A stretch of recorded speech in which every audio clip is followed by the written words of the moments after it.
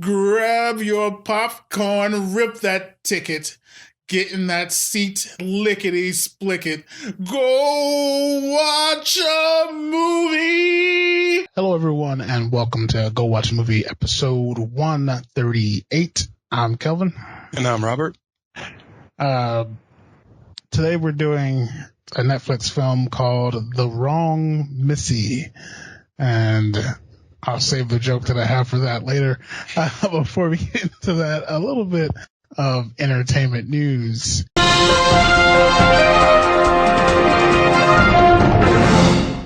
First and foremost, we talked about Batwoman, the CW show, a little bit last week or week before last, I forget. Turns out they've decided to just, instead of replacing her and making it the same person, it's a new character being introduced as Batwoman, which I think is something you hinted at, you saying you wanted. Yes. Yeah. It's a much better idea than just, this is her. Right. But yeah, I guess she was Bruce's cousin somehow. I'm not sure how it works. From what but yeah, the new person, and this is what they mentioned, is a outed lesbian, rebellious, fun, goofy type of person. So, yeah, the Batwoman I'm familiar with was Barbara Gordon. So all these new iterations, I don't know. Like, right. But will you be tuning in for this new Batwoman, or? I might check it out. Like I said, I haven't totally gotten into this last one. I haven't watched all of it. I've seen parts, but I might go back if I have some free time and rewatch this one and see if I'm going to be into the new one or not.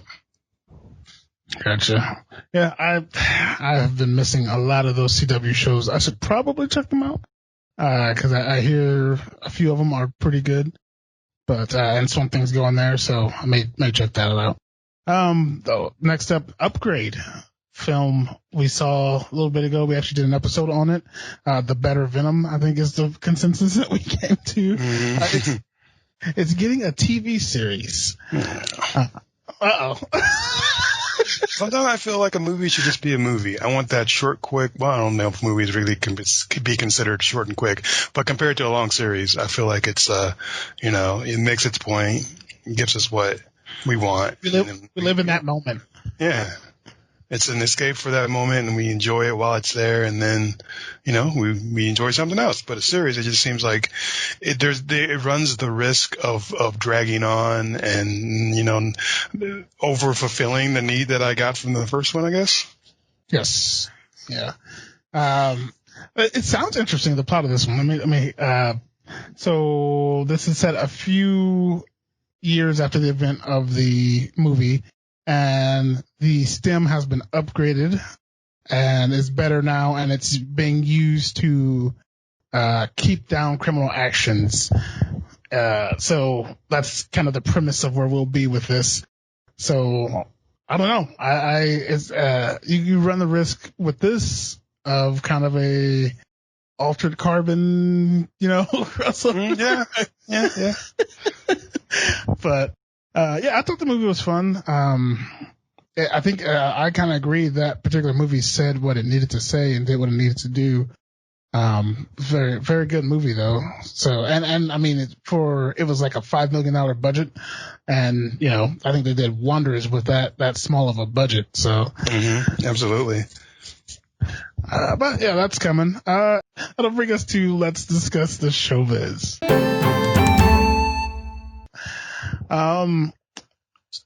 So yesterday, June 2nd, was a social media blackout for entertainment establishments, websites, actually studios as well, which is what I want to talk about.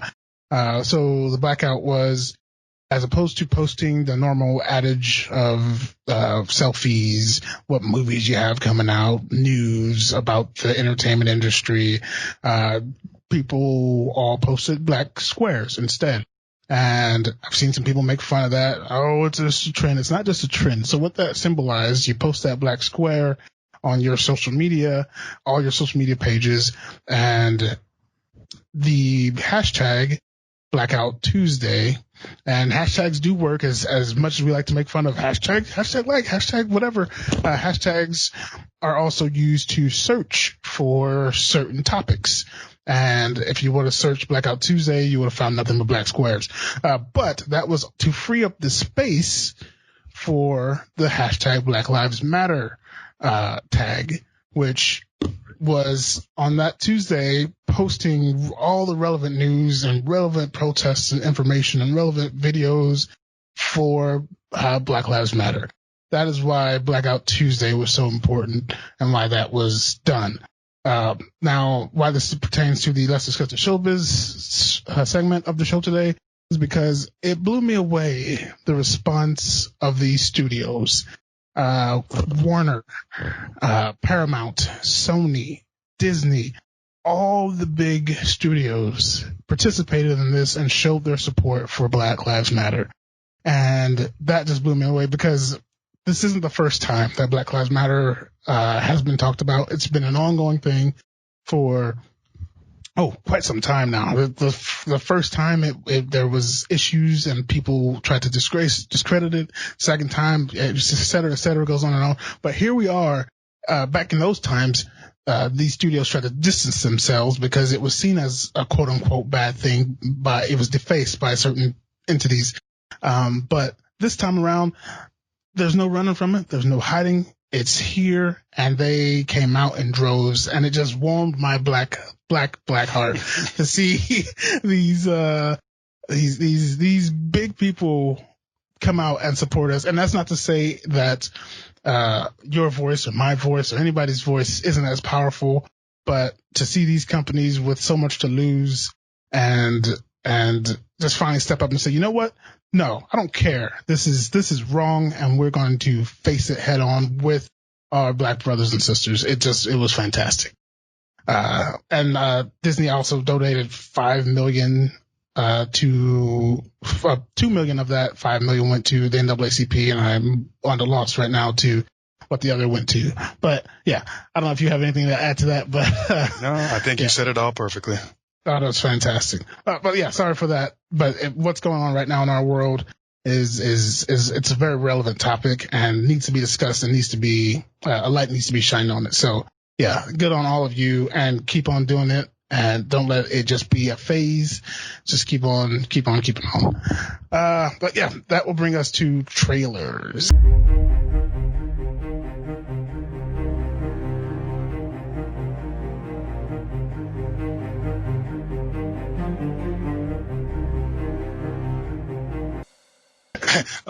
Sure. So mine is called, let's go ahead and give the title, The Short History of the Long Road. I know that's a long title, but that's what it is. And it kind of reminded me in a weird sort of way of Captain Fantastic. You know, you have this family, probably not as much humor, but it's more serious, more of a drama. Really, it looks like it's going to be really sad. But it's about what it reminded me of the other movie that I loved was, it's kind of about a family that's living in a way that isn't traditional for everybody else. They basically live out of their van, and it's just a father and a daughter, and they just drive around and travel, and that's how they live. You know, it's not the normal, we're going to sit, in a house and, do the 9-to-5 thing. It's something different. So that part of it drew me to it. And then I can't really tell from the trailer, but it looks like something bad happens to the dad. Uh-oh. Because he's in it for a while, but I can't tell if it's like flashbacks of him and she's remembering them, or if, that's just the beginning of the film and then something happens to him and then he's not in the rest of it. Because there's a lot of scenes where she's alone and he's not there, but she's still in the van and then he's just gone somehow. So that I would love to have that mystery, solved as I watch the movie, but it's going to be one of those heartwarming tales about somebody finding their way in the world, and I always am a sucker for those. Even though I like to disappear in fantasy and forget the real world, I like to come back every once in a while for movies like this just because they're so touching. And I think having something like this is maybe a good thing. Right now we have all this negativity and whatnot. So having even though it's a sad story, I'm hoping it has a positive, uplifting ending, so that's my pick. Yeah. That's what we need kind of these days is something positive and uplifting, which is why we're having fun with the Wrong Missy later on. Mine is this one is described as a sci-fi mind bender. Looks to be dealing with time travel. So there's a man who we see starts off in like a jewel heist, a diamond heist, and basically things go wrong in that diamond heist and he gets shot or something happens to him in it. Then he snaps out of it and he realizes that he had been seeing kind of maybe an alternate reality. It's the trailer's intentionally confusing and misleading because I'm assuming the movie's going to be all scrambled, we don't know what time we're watching or when we're watching. But looks very interesting, and I apologize, don't have many details as I get into it like I normally would, but it just was I recommend watching it because it's one of those, like, it's scrambled, so this is happening, or wait, did that just happen, or, but yeah, looks decent. But yeah, that's my trailer for today, which will bring us to the Wrong Missy. Or, as I like to say, the wrong movie. Much about if you would not mind. Disaster strikes when a man invites his dream girl to an island resort, but a previous blind date shows up instead. Thank you, Watchbot. Yeah. So, this is a Happy Madison production. Mm-hmm. And I have been keeping a close eye on the Happy Madison productions that have been popping up on Netflix, because Sandler got a deal over there and he's been putting out some pretty interesting stuff, like not just comedies, some dramedies and, like the Cobbler and, my mind is fading. The Ridiculous Six was ridiculous, but some other ones, check out just Adam Sandler on there. And then this happened, and this was one of your trailers, and I think you were hoping it was like Tommy Boy. Tommy Boy, yeah. I felt a little Tommy Boy in the trailer. Yes. I don't know if it was David Spade. I don't know if it was his co-star Lauren Lapkus, but it was over the top. Yes. Maybe I wasn't expecting. Maybe I was expecting more grounded. I don't know. But it got to a point of I don't want to say too much without going into spoilers, but this was, like I said, not the movie I expected. And what are your first thoughts of this one, sir? This movie, like, first thoughts, like I said, I kind of went into it with the wrong expectation. I was expecting more Tommy Boy. Tommy Boy for me is a fun movie. I enjoy that one. I think it's great. I think it was more the chemistry between the two main characters, than anything. I think they just worked perfectly together.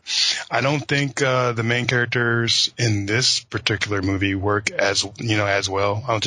They don't. Just be honest about it. They don't work as well together, but you did get a little bit of that feel of one being the straight, and then one being the goofy crazy. You did get that, obviously, but I just don't think the chemistry was there as well as in Tommy Boy. But outside of that, it is goofy. It is dumb. It's supposed to be. And so it's just goofy, dumb fun. That's all it is. I'm not saying it's good or great. It feels like the guys came back to make another movie who had all been making movies together in the past just to relive their heydays, and this is what they came out with. Not as good as their older stuff, by a mile. But it's okay, and that's about the height that I can give it. It's an okay. I can't say anything great about it, but I didn't dislike it. I didn't hate it. I didn't watch it and be like, man, I just wasted an hour and a half of my life. I didn't think that. I just thought, this was some dumb, goofy fun. I didn't think, it wasn't bad, but it wasn't good. Good. The way you described that, they were clamoring for what they had in the past. That's what I felt like while watching. I was like, they're literally just trying to remake that old slapstick style of comedy that they used to do. And all it's missing is Sandler going, Well, I don't even know if that would have stood out because you had Lauren Lapkus and she was just going like full blown. She did not hold back the goofy. She was at threw it. 180, just nonstop. And I wanted to pump the brakes a lot. Did she adore you? I was ready for her because there's a show on Netflix where they get comedians and they play several different people throughout their segment, and she's one of those comedians. So, and she's that over the top in that. So I was expecting it, but I was hoping that they calm that down a bit to go for a feature film. Because Farley was over the top, but I feel like Farley he let off the gas sometimes. Yeah, because he went like almost touching and it's gonna sound stupid for me to say, but like kind of sweet. He's like that sweet guy. He's like, he's got feelings and he cares. You didn't get that as much from her. She just seemed kind of bonkers the entire time, like in a smart sort of way, but like kind of not quite Harley Quinnish, but definitely like smart crazy at least. It looked like she could be a Harley Quinn. She would pull out that big knife and Sheila and just threaten to murder you with it. But I think I did not like the Missy part of this movie, and that's such a huge part of this movie. I think that was the point. I think they made Missy like you're not supposed to really like her. Well, they did a good job. You know what I mean? Yeah. You know what I mean? Like you're supposed to, everyone's got that friend that's like really loud and kind of almost sort of embarrasses you when you're out in public because they're so loud. Sadly, I'm that for you. No, not at all. But everyone's got that person like kind of like, Missy, the wrong Missy, because there's another Missy in the movie, not the right Missy, but the wrong Missy. But and as for the Missies, you wouldn't think that the right Missy would really be a good match for, Tim because they're too much alike, and you're supposed to have an opposite, So I think that's what they were going for. Like she was the wrong Missy after all, like the one that he thought was Miss Right at first. But I think she would have been a better choice. Possibly, but look at the two. I don't know. I think I'm getting too deep into like the characters and like what they really need in their lives, even though they're not real people, But I feel like he's too straight and narrow, and he needed that crazy. He didn't need as crazy as Missy is, but he needed some craziness and excitement in his life because he was just kind of cycling through a boring street. He needed to do something a little more vibrant, to really pump his life up and start living. And that's kind of part of the message I got from it. The other part of the message that I got from the movie, without hopefully spoiling anything, is to not necessarily like cut out that stranger person who isn't like everybody else, someone who's maybe living life a little fuller, not to just want to push them to the side, maybe accept them for who they are if you're a little bit different. Like I kind of got that message in it as well. Marching by the beat of our own drum. You ever not know about that? See, I think like it has that uncomfortable humor. And sometimes you just like cringe, like, oh, why didn't you just, you could have. And there were so many moments where I wanted him to just be like, no, stop, leave, leave. No matter how much she did her little crazy, with those crazy eyes, and just leave. Like, right. I didn't mean for it to be you. I texted the wrong person. Just get the hell out of here and go. But I have a job. I have a life. He's too nice, though. He doesn't know how to do that. And he doesn't want to, upset the person, especially when he finds out where he thinks he may have or may not have saved her life. So that's also another stipulation of why he probably stuck with it. And would you put yourself in that scenario? If there was a girl who absolutely, I already know the answers, annoyed you to no end, and you like I think the Hellstar part is when I would have been like, okay, I gotta go, and then I would have come back.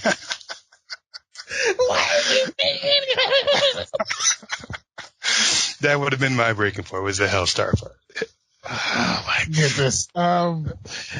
Yeah, I don't think I would have been like, oh, that's sad, that sucks. But I didn't think I was texting you. I apologize. And can you please delete my dick pic?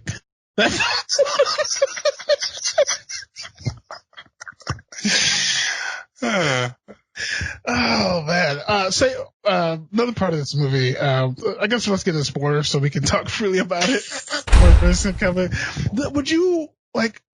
Would you just be accepting of a friend who can see everything you're doing on your electronic devices? No, but he didn't have a choice. He's like, there's nothing he could do. He just had to accept it. And he's that guy. He's that guy who just accepts everything that's going wrong. And even though they shouldn't be happening, he just accepted it. And that's again, part of the movie. He's about him not doing that anymore. But he seemed to also have a plan. Like, is there anything with and this is me talking, is there anything wrong with having a plan? Like, he wanted to become president of that, of sales in his job, but then this wrecking ball came in and destroyed all of that. Yeah, but was that really a good? I think again we're getting too deep into the characters, like giving our own opinions of them. But was that really the right choice for him though? Just because he wasn't really going anywhere, he's going up in the company, but no matter how high he went in the company, that was still kind of a dead end for him.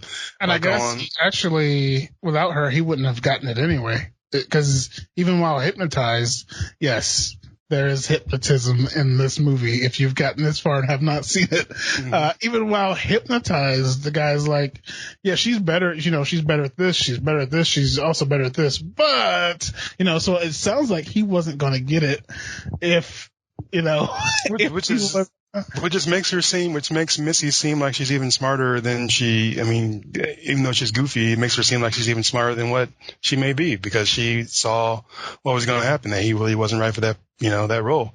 So you might as well leave and then find something else that makes him happy. But she loved him so much.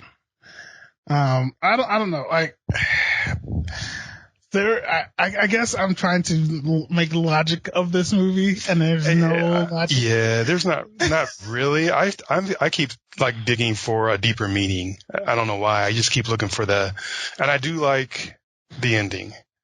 I do feel like that for this movie, it wasn't a great movie, was a cherry on top of the movie. It was a cherry. I hated that the most. You hated the ending? What part? We did not need another notion of why I felt like they were scraping for that old feel. You don't, why toss Vanilla Ice in there? We don't. That's not the part that I like though. Like the part after that, I'm assuming? Okay, this is the part that I liked. This is going to sound stupid, okay, but I'm going to say it anyway. I liked when they were having their moment. Mm-hmm. He was apologizing, and she was like, okay, I'm going to accept him now. And they go in to kiss, and they're playing music. And then they pan out, and then the music stops, because in reality, they're the only two that are experiencing that moment. And for everybody else, it's just another day. That's what I liked about the ending. Yeah. I like that there was music playing and then they panned out and they went to silence, or just the normal sound of the room, the clutter, of the room and the people eating and blah, blah, blah. I like that. Did that save it for you? It didn't make the movie better, but I thought for what the movie was, I did enjoy that part of the movie. It made me feel good at the end of the movie. Cause it made me think. Maybe like, oh, like that's just a moment for them. That's just their special moment. These two people who are complete opposites are bonding, and they're going to go off on an adventure together and be happy. But the rest of the world is still the same. I mean, it's still the same for everybody else, but for them, they're having a special moment. And there's nothing wrong with that. That's a good thing for two people to have a special moment while the rest of the world goes crazy. But at the same time, I was just so checked out because of the Vanilla Ice thing. It happened moments before that. And I'm like, I don't care. I don't give a crap. And then there's so many scenes where I just want to check out, like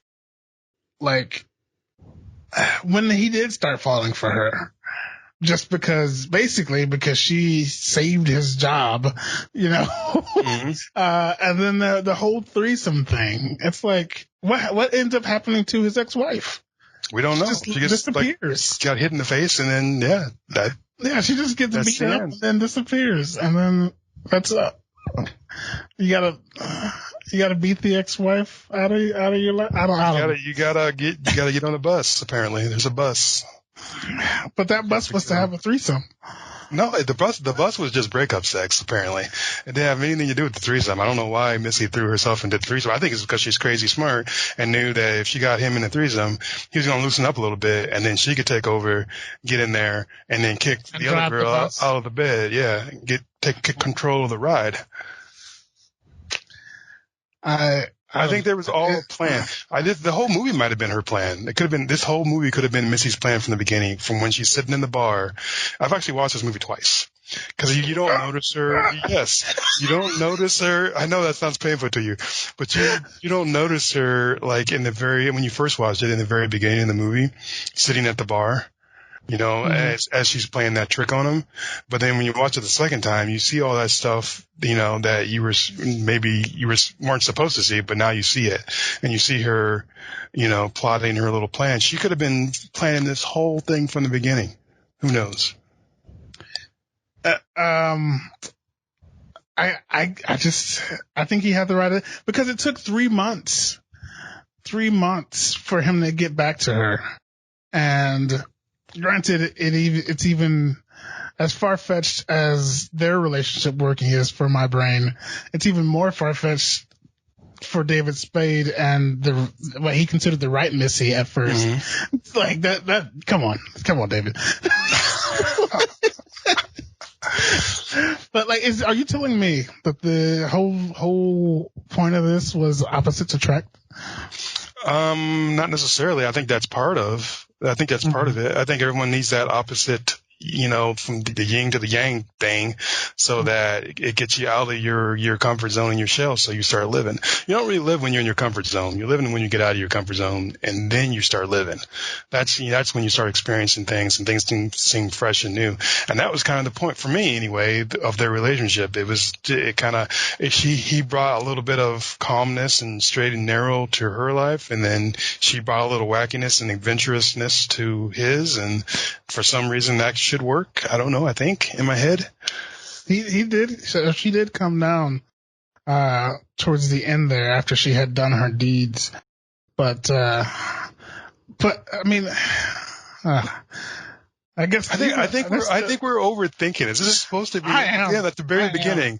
I think we both are, but it's supposed to be a dumb, fun movie. It's not supposed to be I don't feel like it was supposed to. It did have a little bit of something that made me think at the end. I thought that was nice, but I think it was just supposed to be dumb fun. And I think we're hoping for too much, because we've gotten so many good movies that have comedic elements that are just amazing. And then we get this, and we're like, well, they just dumbed everything down and then repeated stuff that they used to do in the past. So it's not as fresh and amazing as if this was made way back when, before we had seen all this other stuff, maybe it would do better.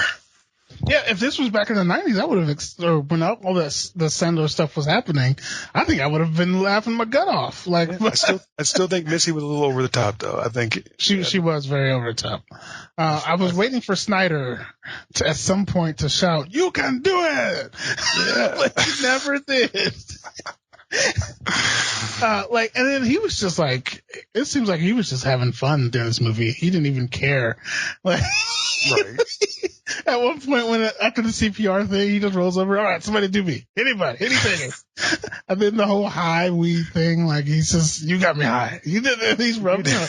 He was just having a good old time. Probably drunk, but yeah. What do I know? You think if you would have gotten drunk or high and watched this, you would have had more fun? Probably. Because I couldn't turn my brain off. I was trying to, and that's what this movie was meant to be. That's why we did this, because it's meant to be a fun movie where I just shut things off and watch it. Shut your brain off and forget about the crazy world, the people, doing all the crazy stuff out there, and, have fun.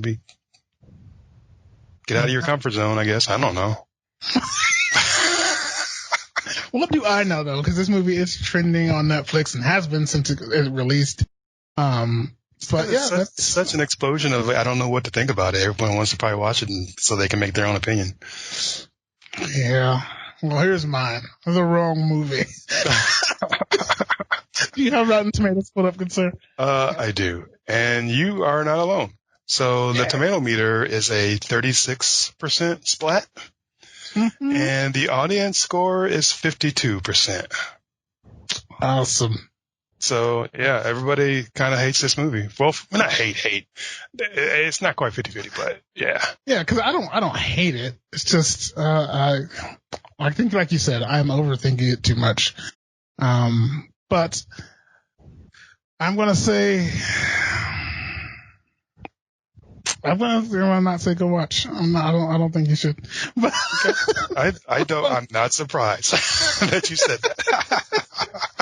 I'm gonna give it a, if you want some dumb, stupid, goofy fun, and you don't want to take it too seriously, turn your brain off, go ahead and watch it. It's on Netflix. It's not gonna hurt you. It's an hour and a half. You maybe they were reliving, the olden days. Maybe you can relive them too with them.